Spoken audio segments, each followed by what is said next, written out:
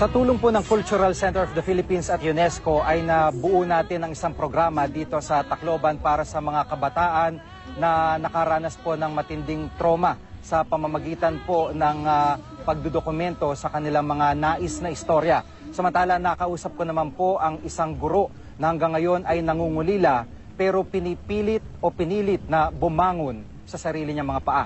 Narito po aking report. Mama, umalis ka na, isave mo yung life mo. Ako mama, di ko na kaya, mamamatay na ako. Basta't mahal na mahal kita. Hindi ko na alam anong gagawin ko noong moment na yon. Hindi pa rin nalilimutan ni Bernadette Tenegra ang mga huling salita ng 15 anyos niyang anak na si Cyril Joy bago ito mawala sa storm surge o daluyong. Sa creek na ito sila nagkahiwalay. Dito rin niya natagpuan ng anak pagkatapos manalasa ng bagyong Yolanda. Ayon kay Teacher Bernadette, kung hindi sa psychosocial therapy program ng Cultural Center of the Philippines, malamang ay mahihirapan pa siyang makabangon. Sa government, maliban doon sa iba, wala. Wala silang naibigay. Sino wala? Wala. Lahat ng pwedeng pagkautangan, sinusuong ko para po mabuhay. Kung may natutunan si Teacher Bernadette sa kanyang karanasan, ito'y walang iba kundi ang mas matinding pananampalataya at pagbangon sa sariling paraan. Huwag na lang umasa kasi mahirap. Walang tulong na binibigay naman sa atin. Nasa Tacloban ako at aking team nang tumama ang bagyong Yolanda. Nasa gilid kami ng mata ng bagyo. Naroon kami para magatid ng balita at tulad ng mga biktima ng bagyo, naranasan namin ang takot, gutom, uhaw at pagod. Sa dami ng mga batang na trauma partikular sa Tacloban, isang programang aking binuo upang makatulong sa therapy at personal recovery nila. Sa tulong ng Cultural Center of the Philippines at United Nations Education, Scientific and Cultural Office o UNESCO, nabuo ang programang Mga Kwento ni Jigo Manikad. Dito bibigyan ng pagkakataon ng mga estudyante makapag-produce ng maikling kwento sa pamamagitan ng workshop at mga kamera na kanilang dala. Hindi lang yung kwento sa nangyari, pero yung kwento ng kanilang karanasan at yung nakikita nilang pag-asa, lalo na yung pag-ahon sa pagkwento nila sa nangyari sa kanila. Hindi lamang nila naalala ang nangyari na-i-process din nila Nailabas namin yung mga experience namin at yung mga naramdaman namin during Typhoon Yolanda na hindi namin noon nasasabi. Patuloy pong idinaraing ng mga biktima ng bagyong Yolanda ang sinasabi nilang kapabayaan ng administrasyon ni Pangulong Ninoy Aquino. May live report si Susan Enriquez. Susan. Gigi, sa unang taon ng pagulita sa paghagupit ng bagyong Yolanda, nagsama-sama ang mga biktima, hindi lang ng Super Typhoon Yolanda, kundi maging na iba pang mga kalamidad na dumaan sa bansa at nagkakaisa ang kanilang daing. Mabagal ang pagdating ng tulong mula sa gobyerno. Narito po ang report. Sa misa nagsimula kaninang umaga ang programa. Sa Astrodome, inassemble ang effigy na ito ni Pangulong Aquino. Nakiisa sa Yolanda victims sa sinasabing ilang biktima ng bagyong Sendong noong 2011 at mga biktima ng lindol sa Bohol noong isang taon. Sa gitna ng matinding sikat ng araw, nagmarcha sila mula sa Astrodome. Nasa unang hanay ang mga taong nilagyan ng putik ang suot na damit. Ganito raw ang sitwasyon nila noon at hanggang ngayon. May mga nagmarcha rin mula sa iba't ibang lugar sa Tacloban. Sabay-sabay namang humarap sa media sina Tacloban City Mayor Alfred Romualdez, Senador Bongbong Marcos at later Representative Martin Romualdez. Narito rin si Cavite Congresswoman Lani Mercado. Kahit yung janitor sa Malacanang Palace hindi na ipadala dito sa amin. I cannot pretend to say that hindi masakit sa kalooban ng namin dito, tiga rito. We got signals today that a lot of government officials actually wanted to come. But because one way or another, they backed out. Sa kabila ng mga pagdaing, umaasa pa rin naman sila na dadating ang tulong na inaasahan nila sa gobyerno para tuluyan silang makabangon sa pinsalang dulot ng bagyong Yolanda. Jiggy? Maraming salamat, Susan Enriquez. Sabay-sabay na pinatunog ang mga kampana ng lahat ng simbahan sa probinsya naman ng Capiz kanina umaga. Nagkaroon din ng misa para sa mga nasalanta ng Super Bagyong Yolanda. At kasunod po niyan, nagkaroon ng parada ang kabataan. May 20 ring mangingisda na binigyan ng bangka ng isang NGO. Isa kasi sa malubhang naapektuhan ng bagyo ang mga mangingisda. At bukod riyan, nagdemo ang Capiz Provincial Disaster Risk Reduction and Management Council ng tamang paraan ng pagligtas sa mga tao sakaling maipit sa mga natumbang puno o bahay. Sa kabilang dako, sinagot ng Malacanang ang mga aligasyon ng umano'y pagpapabaya ni Pangulo Aquino sa mga biktima ng Bagyong Yolanda sa Tacloban. Sa pahayag ni Presidential Communications Operations Office Secretary Sunny Coloma, nasagot na raw ni Pangulo Aquino ang mga puna sa kanyang talumpati sa Giwan, Eastern Samar. Ginawa rin daw ng gobyerno ang lahat para tugunan ang pangangailangan ng mga apektadong mga residente at mga bayan. Patuloy rin daw na gagawin ni Pangulo Aquino ang tama at nararapat para sa mga biktima. Umani ng pinakamaraming parangal ang GMA Network sa katatapos na 36th Catholic Mass Media Awards. Narito po ang aking pagtutok. 18 parangal na tinanggap ng GMA Network at GMA News TV mula sa 36th Catholic Mass Media Awards. Ang Kapuso Network ang nakakuha ng pinakamaraming parangal mula sa CMMA ngayong taon. The CMMA goes to 24 Oras Weekend by GMA 7. Ang special coverage ng 24 Oras Weekend na manalasang Super Typhoon Yolanda ang pinarangalang Best News Program sa CMMA. Sambayan, tayo'y ang kantang Pagbangon ni Julian San Jose naman na nagsilbing himik para sa mga sinalanta ng Bagyong Yolanda ang itinanghal na Best Secular Song. Binigyan din ng special citation ang ilang special coverage at programa ng GMA News and Public Affairs at mga programa sa GMA News TV. Nabigyan na ng permanenteng matitirhan ng ilang taga-Giwan, Eastern Samar. Pero pinoproblema nila ang palikuran at katatagan ng nilipatan nilang bahay. Live mula sa Giwan, nakatutok si Victoria Tula. Victoria?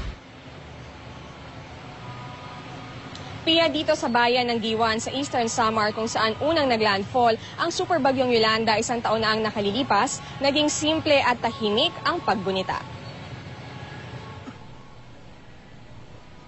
Kung ang ibang mga taga-Giwan, Eastern Samar, hindi sabik sa pagdating ng ika-8 araw ng Nobyembre dahil sa mga iniwang alaala at pait ng Bagyong Yolanda. Si Nanay Elsie Makiso matagal na raw hinihintay ang araw na ito. Ngayon kasi ipinagkaloob ang bago nilang bahay sa Barangay Cogon Transitional Homes. Agad itong pinaganda ni Nanay Elsie. Gayon din ang ibang nabigyan ng mga tirahan. Para mailipat sa kanilang pangalan ang titulo ng lupa, kailangan nilang hulugan ito ng 50 pesos kada buwan sa loob ng 18 hanggang 20 taon. Ang problema ay ang palikuran. Binigyan lang kasi sila ng 2 drum na lalagyan ng tubo para doon maimbak ang dumi. Kung halimbawa, pag ilang buwan man yun o ano, di madali naman puno, di mangangamoy kami. Mukhang hindi rin daw magtatagal ang mga bahay. Si Coco Lumber lang to.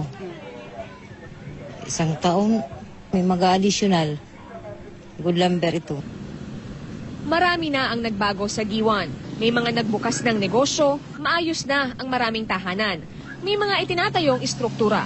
Gayunman, malaking tulong pa rin daw ang kailangan, lalo na sa pabahay at kabuhayan. Panalangin ng mga residente. Huwag silang makalimutan. Kagabi nagkaroon ng torch procession para gunitain ang mga nasawi. Sinundan ito ng vigil hanggang madaling araw.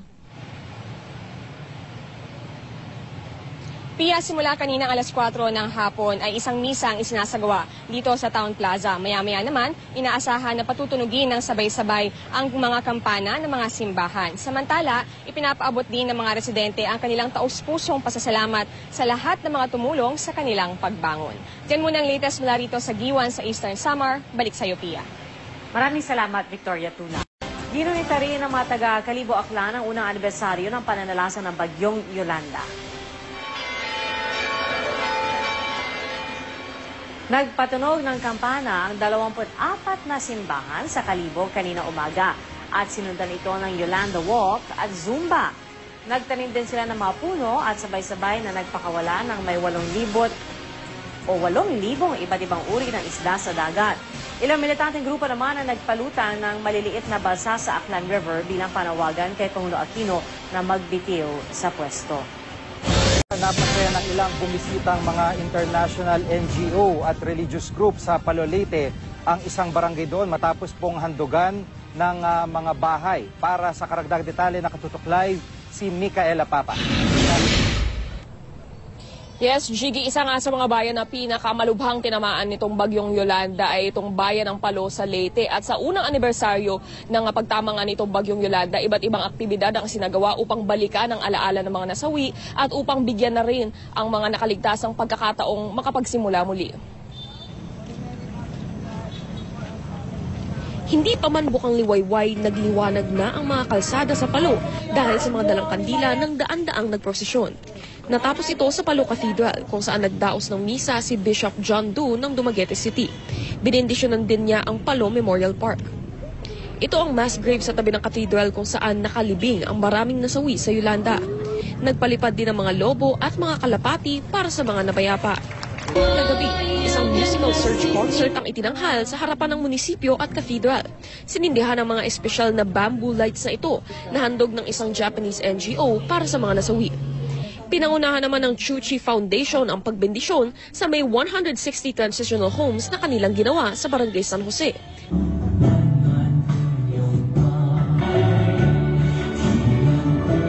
Just a few come to the Philippines and teach the Filipinos. Because Master Ching Yen said, number one, I believe in the ability of the Filipinos to install it themselves.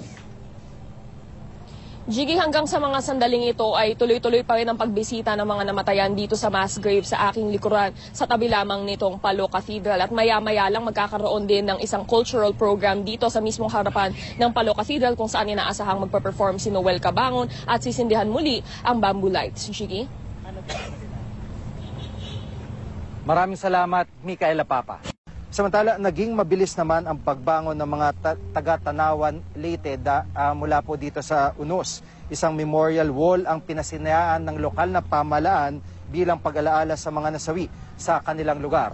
Para sa karagdagang detalye, nakatutok live si Rafi Tima. Naging madamdamin, Gigi, para sa ilang gabinete ang commemoration ng pagtama ni Yolanda sa Tanawan na kanilang dinuluhan kaninang umaga.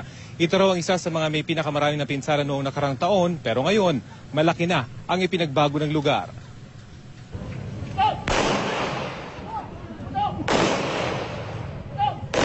Sa pamamagitan ng isang gun salute, sinimula ng ilang miyembro ng gabinete ang pag-alala sa isang taong anibersaryo ng pagtama ng bagyong Yolanda sa bayan ng Tanawan dito sa Leyte.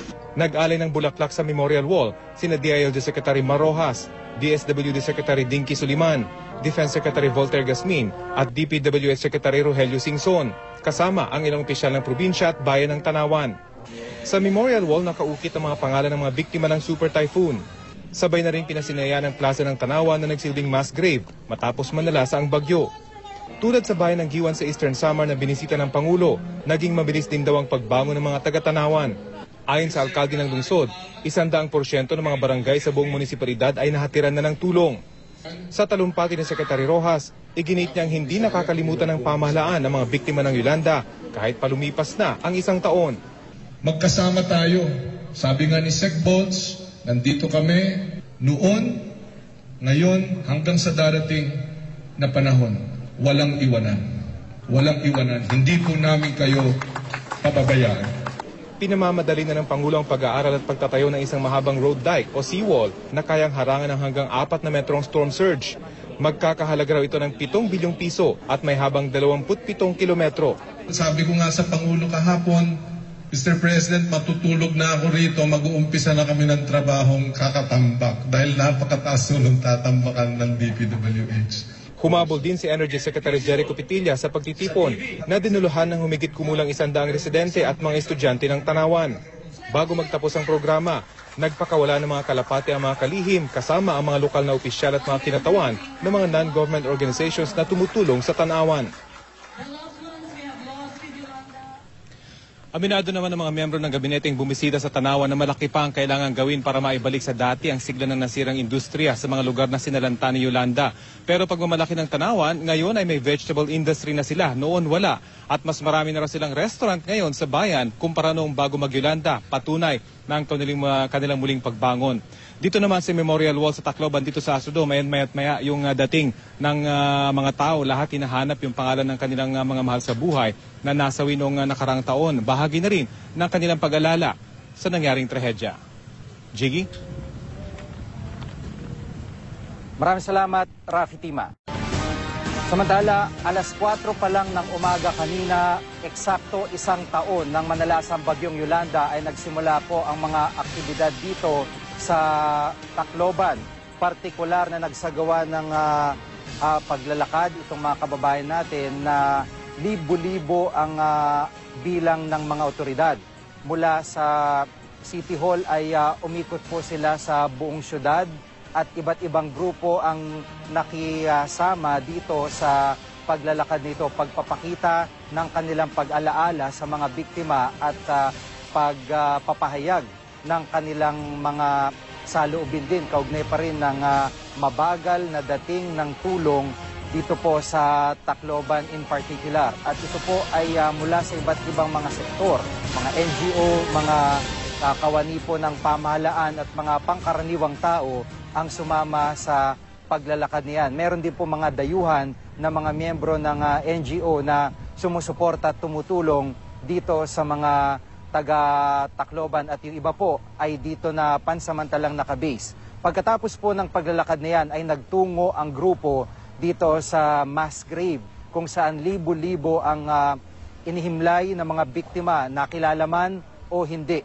At kanina nga po ay nagsagawa din ng misa para sa mga biktima ng bagyong Yolanda. Bukod dyan ay nag-aalay ng bulaklak. Hindi lamang po yung mga kaanak ng mga biktima, kundi pati na rin yung mga lokal na opisyal at dito nga po nagtapos bandang tanghali yung kanilang programa. Pero ngayong gabi ay may pagpapatuloy po sa programa, kaugnay pa rin ng paggunita sa mga naging biktima. At kasalukuyan po, naririto tayo sa tinatawag na Pantalan. Ito po isang pasyalan dito sa may Leyte Park Hotel kung saan dito po ay mga unang video na nakunan po ng GMA News ay kaagad 12 katao ang na-recover po dito at naanod. At sa ngayon nga po ay nagsasagawa ng misa dito bilang alay na rin sa mga labi ng mga biktima na dito ay nakuha. At yung pong karamihan sa mga biktimang ito ay hindi po nakilala at pinaniniwalaan po na naanod mula sa may karatig isla ng Samar. Ito po yung binabanggit ko sa inyo na mga unang video na nakunan po namin matapos manalasa itong bagyong Yolanda kung saan dito sa lugar na kinakatayuan namin ay naanod po ang labi ng mga biktimang yan. At itong mga volunteers ng Red Cross noong mga panahong yon ay hindi po nila alam kung ano po ang sinapit ng kanilang mga mahal sa buhay. Pero ginawa po nila yung kanilang trabaho na mag-retrieve ng mga labi ng mga biktima. At karamihan po dito sa mga nakuha nila ay mga bata, babae at ilang kalalakihan bukod pa sa mga hayop, gaya po ng alagang hayop, gaya po ng mga baboy at mga aso. Nagsama-sama naman ang iba't ibang relihiyon para sa isang interfaith prayer sa Ormoc City, Leyte.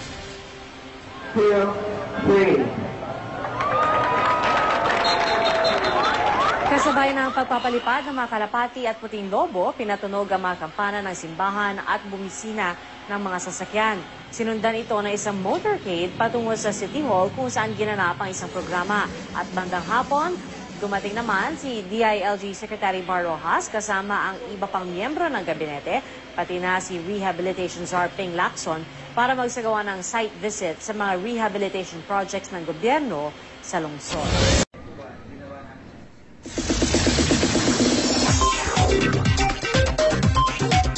Good evening mga kapuso, binisita ng Teen Stars ng primetime soap na Strawberry Lane ang mga kabataang nalihis sa batas sa isang sharing event. Di nila maiwasang maging emosyonal. Malapit daw kasi sa nangyayari sa soap ang ilang nararanasan ng mga bata. Narito ang aking chika. Sa isang sharing event, nakaharap ng ilang cast ng Strawberry Lane ang mga kabataan ng Children's Legal Rights and Development Center. Sila ang mga kabataang nalihis sa batas. Naging mahaba at madamdami ng kwentuhan kasama sina Bea Binene, Jake Vargas, Rita de Guzman, Kim Rodriguez, Kiko Estrada at Joanna Maritan. Para sa ating Kapuso Stars, malapit daw sa papel na kanilang ginagampanan ang istorya ng mga naturang kabataan. Kung hindi na yun nangyari sa kanila, hindi naman din nila marirealize yung mga pagkakamali nila. Ayon naman sa mga kabataang nakaharap ng Strawberry Lane Stars, nakakakuha sila ng inspirasyon sa Kapuso serye. Merong isang ganitong palabas na talagang pwedeng dalhin yung advocacy ng Children's Legal Rights and Development Center. Kasi nga, pareho nung istorya, nung mga nangyayari sa tunay na buhay, nung mga kabataan na tinutulungan namin. So kami, gusto rin namin na kahit papano, sa kahit na anong simpleng bagay na kung kailangan naming pumunta ulit, kung kaya ng schedule, why not? We will always be here for them. Hanggat may time kami, pwede naman kami pumasyal doon. Sa tulong po ng Cultural Center of the Philippines at UNESCO ay nabuo natin ang isang programa dito sa Tacloban para sa mga kabataan na nakaranas po ng matinding trauma sa pamamagitan po ng pagdodokumento sa kanilang mga nais na istorya. Samantala, nakausap ko naman po ang isang guro na hanggang ngayon ay nangungulila pero pinipilit o pinilit na bumangon sa sarili niyang mga paa. Narito po aking report. Mama, umalis ka na, isave mo yung life mo. Ako mama, di ko na kaya, mamamatay na ako. Basta't mahal na mahal kita. Hindi ko na alam anong gagawin ko noong moment na yon. Hindi pa rin nalilimutan ni Bernadette Tenegra ang mga huling salita ng 15 anyos niyang anak na si Cyril Joy bago ito mawala sa storm surge o daluyong. Sa creek na ito sila nagkahiwalay. Dito rin niya natagpuan ng anak pagkatapos manalasa ng bagyong Yolanda. Ayon kay Teacher Bernadette, kung hindi sa psychosocial therapy program ng Cultural Center of the Philippines, malamang ay mahihirapan pa siyang makabangon. Sa government, maliban doon sa iba, wala. Wala silang naibigay. Sino wala? Wala. Lahat ng pwedeng pagkautangan, sinusuong ko para po mabuhay. Kung may natutunan si Teacher Bernadette sa kanyang karanasan, ito'y walang iba kundi ang mas matinding pananampalataya at pagbangon sa sariling paraan. Huwag na lang umasa kasi mahirap. Walang tulong na binibigay naman sa atin. Nasa Tacloban ako at aking team nang tumama ang bagyong Yolanda. Nasa gilid kami ng mata ng bagyo. Naroon kami para magatid ng balita at tulad ng mga biktima ng bagyo, naranasan namin ang takot, gutom, uhaw at pagod. Sa dami ng mga batang na trauma partikular sa Tacloban, isang programang aking binuo upang makatulong sa therapy at personal recovery nila. Sa tulong ng Cultural Center of the Philippines at United Nations Education, Scientific and Cultural Office o UNESCO, nabuo ang programang Mga Kwento ni Jigo Manicad. Dito bibigyan ng pagkakataon ng mga estudyante makapag-produce ng maikling kwento sa pamamagitan ng workshop at mga kamera na kanilang dala. Hindi lang yung kwento sa nangyari, pero yung kwento ng kanilang karanasan at yung nakikita nilang pag-asa, lalo na yung pag-ahon sa pagkwento nila sa nangyari sa kanila. Hindi lamang nila naalala ang nangyari na-i-process din nila Nailabas namin yung mga experience namin, yung mga naramdaman namin during Typhoon Yolanda na hindi namin noon nasasabi. Patuloy pong idinaraing ng mga biktima ng bagyong Yolanda ang sinasabi nilang kapabayaan ng administrasyon ni Pangulong Ninoy Aquino. May live report si Susan Enriquez. Susan. Jiggy, sa unang taon ng pagulita sa paghagupit ng bagyong Yolanda, nagsama-sama ang mga biktima, hindi lang ng Super Typhoon Yolanda, kundi maging na iba pang mga kalamidad na dumaan sa bansa at nagkakaisa ang kanilang daing. Mabagal ang pagdating ng tulong mula sa gobyerno. Narito po ang report. Sa misa nagsimula kaninang umaga ang programa. Sa Astrodome, inassemble ang effigy na ito ni Pangulong Aquino. Nakiisa sa Yolanda victims sa sinasabing ilang biktima ng bagyong Sendong noong 2011 at mga biktima ng lindol sa Bohol noong 1 taon. Sa gitna ng matinding sikat ng araw, nagmarcha sila mula sa Astrodome. Nasa unang hanay ang mga taong nilagyan ng putik ang suot na damit. Ganito raw ang sitwasyon nila noon at hanggang ngayon. May mga nagmarcha rin mula sa iba't ibang lugar sa Tacloban. Sabay-sabay namang humarap sa media sina Tacloban City Mayor Alfred Romualdez, Senador Bongbong Marcos at later Representative Martin Romualdez. Narito rin si Cavite Congresswoman Lani Mercado. Kahit yung janitor sa Malacanang Palace hindi nila ipadala dito sa amin. I cannot pretend to say that hindi masakit sa kalooban namin dito, tiga rito. We got signals today that a lot of government officials actually wanted to come. But because one way or another, they backed out. Sa kabila ng mga pagdaing, umaasa pa rin naman sila na dadating ang tulong na inaasahan nila sa gobyerno para tuluyan silang makabangon sa pinsalang dulot ng bagyong Yolanda. Jiggy? Maraming salamat, Susan Enriquez. Sabay-sabay na pinatunog ang makampana ng lahat ng simbahan sa probinsya naman ng Capiz kanina umaga. Nagkaroon din ng misa para sa mga nasalanta ng super bagyong Yolanda. At kasunod po niyan, nagkaroon ng parada ang kabataan. May 20 ring mangingisda na binigyan ng bangka ng isang NGO. Isa kasi sa malubhang naapektuhan ng bagyo ang mga mangingisda at bukod riyan, nagdemo ang Capiz Provincial Disaster Risk Reduction and Management Council ng tamang paraan ng pagligtas sa mga tao sakaling maipit sa mga natumbang puno o bahay. Sa kabilang dako, sinagot ng Malacanang ang mga aligasyon ng umano'y pagpapabaya ni Pangulo Aquino sa mga biktima ng bagyong Yolanda sa Tacloban. Sa pahayag ni Presidential Communications Operations Office Secretary Sunny Coloma, nasagot na raw ni Pangulo Aquino ang mga puna sa kanyang talumpati sa Giwan, Eastern Samar. Ginawa rin daw ng gobyerno ang lahat para tugunan ang pangangailangan ng mga apektadong mga residente at mga bayan. Patuloy rin daw na gagawin ni Pangulo Aquino ang tama at nararapat para sa mga biktima. Umani ng pinakamaraming parangal ang GMA Network sa katatapos na 36th Catholic Mass Media Awards. Narito po ang ating pagtutok. 18 parangal na tinanggap ng GMA Network at GMA News TV mula sa 36th Catholic Mass Media Awards. Ang Kapuso Network ang nakakuha ng pinakamaraming parangal mula sa CMMA ngayong taon. The CMMA goes to 24 Oras Weekend by GMA 7. Ang special coverage ng 24 Oras Weekend na manalasang Super Typhoon Yolanda ang pinarangalang Best News Program sa CMMA. Ang kantang Pagbangon ni Julian San Jose naman na nagsilbing himik para sa mga sinalanta ng bagyong Yolanda ang itinanghal na Best Secular Song. Binigyan din ng special citation ang ilang special coverage at programa ng GMA News and Public Affairs at mga programa sa GMA News TV. Nabigyan na ng permanenteng matitirhan ng ilang taga-Giwan, Eastern Samar. Pero pinoproblema nila ang palikuran at katatagan ng nilipatan nilang bahay. Live mula sa Giwan, nakatutok si Victoria Tula. Victoria? Pia, dito sa bayan ng Giwan sa Eastern Samar kung saan unang naglandfall ang super bagyong Yolanda 1 taon na ang nakalilipas, naging simple at tahimik ang paggunita.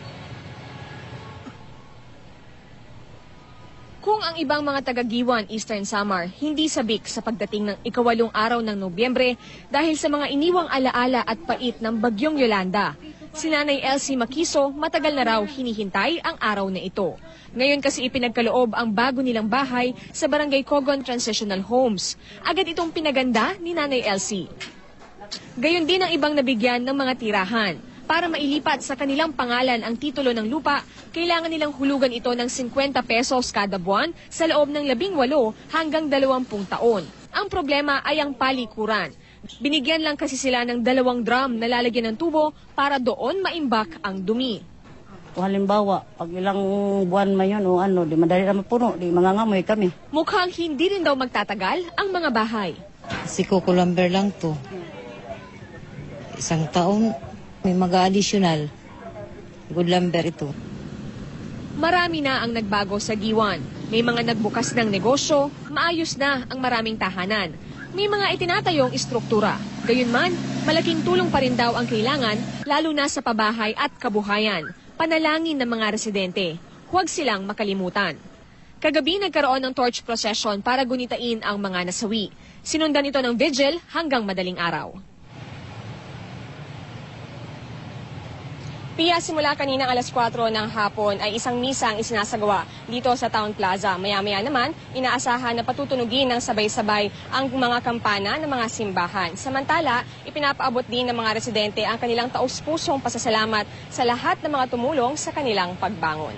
Diyan muna ang latest mula rito sa Giwan sa Eastern Samar. Balik sa iyo, Pia. Maraming salamat, Victoria Tuna. Ginunita rin ng mga taga-Kalibo Aklan ang unang anibersaryo ng pananalasan ng bagyong Yolanda.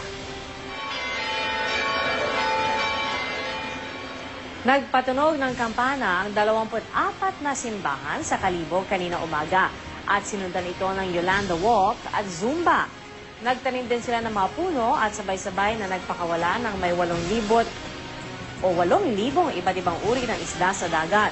Ilang militanteng grupo naman ang nagpalutan ng maliliit na balsa sa Aklan River bilang panawagan kay Pangulo Aquino na magbitiw sa pwesto. Napasaya ng ilang bumisitang mga international NGO at religious group sa Palolete ang isang barangay doon matapos pong handugan ng mga bahay. Para sa karagdag detalye nakatutok live si Micaela Papa. Yes, Gigi, isa nga sa mga bayan na pinakamalubhang tinamaan nitong bagyong Yolanda ay itong bayan ng Palo sa Leyte. At sa unang anibersaryo ng pagtama nga nitong bagyong Yolanda, iba't ibang aktibidad ang sinagawa upang balikan ang alaala ng mga nasawi at upang bigyan na rin ang mga nakaligtasang pagkakataong makapagsimula muli. Hindi pa man bukang liwayway, nagliwanag na ang mga kalsada sa Palo dahil sa mga dalang kandila ng daan-daang nagprosesyon. Natapos ito sa Palo Cathedral kung saan nagdaos ng misa si Bishop John Du ng Dumaguete City. Binendisyonan din niya ang Palo Memorial Park. Ito ang mass grave sa tabi ng cathedral kung saan nakalibing ang maraming nasawi sa Yolanda. Nagpalipad din ang mga lobo at mga kalapati para sa mga napayapa. Kagabi, isang musical search concert ang itinanghal sa harapan ng munisipyo at cathedral. Sinindihan ang mga espesyal na bamboo lights na ito na handog ng isang Japanese NGO para sa mga nasawi. Pinangunahan naman ng Chuchi Foundation ang pagbendisyon sa may 160 transitional homes na kanilang ginawa sa Barangay San Jose.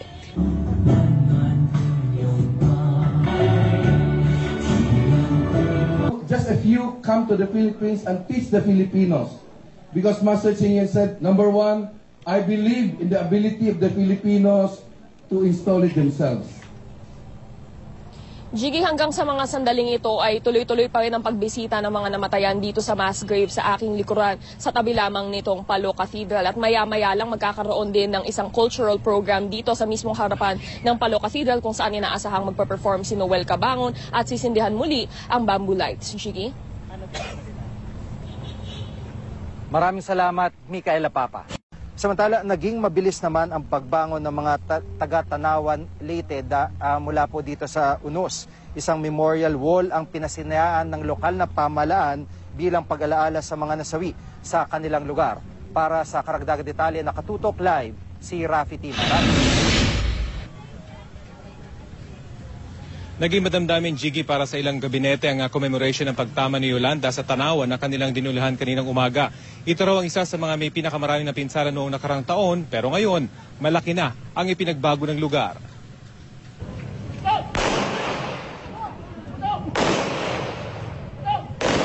Sa pamamagitan ng isang gun salute, sinimula ng ilang miyembro ng gabinete ang pag-alala sa isang taong anibersaryo ng pagtama ng bagyong Yolanda sa bayan ng Tanawan dito sa Leyte. Nag-alay ng bulaklak sa Memorial Wall sina DILG Secretary Marojas, DSWD Secretary Dinky Suliman, Defense Secretary Voltaire Gasmin at DPWH Secretary Rogelio Singson, kasama ang ilang opisyal ng probinsya at bayan ng Tanawan. Sa Memorial Wall nakaukit ang mga pangalan ng mga biktima ng Super Typhoon. Sabay na rin pinasinaya ng plaza ng Tanawan na nagsilbing mass grave matapos manalasa ang bagyo. Tulad sa bayan ng Giwan sa Eastern Samar na binisita ng Pangulo, naging mabilis din daw ang pagbangon ng mga taga-Tanawan. Ayon sa alkalde ng lungsod, 100% ng mga barangay sa buong munisipalidad ay nahatiran na ng tulong. Sa talumpati ni Secretary Rojas, iginit niyang hindi nakakalimutan ng pamahalaan ng mga biktima ng Yolanda kahit palumipas na ang isang taon. magkasama tayo. Sabi nga ni Sec Bolts, nandito kami noon, ngayon, hanggang sa darating na panahon. Walang iwanan. Walang iwanan. Hindi po namin kayo pababayaan. Pinamamadali na ng Pangulo ang pag-aaral at pagtatayo ng isang mahabang road dike o seawall